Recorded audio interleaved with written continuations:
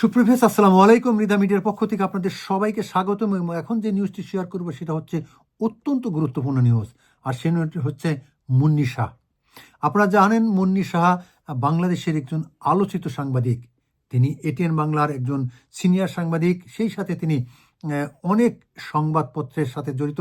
তিনি আসলেই শুধু সংবাদ কর্মী নন, তিনি সংবাদের সাথে নিবেদিত প্রাণ বলে সবাই জানেন।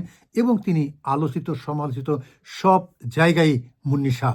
সেই মুন্নি শাহ আওয়ামী লীগের আমলে অনেক সুযোগ সুবিধা নিয়েছেন বলেই অনেকে দাবি করছেন। তিনি পিলখানা হত্যাকাণ্ডের যে ঘটনা ঘটেছে সেই ঘটনাকে তিনি অন্য খাতে প্রবাহিত করেছেন বলে স্থানীয় বাসিন্দারা আজকে চিৎকার করে বলছেন।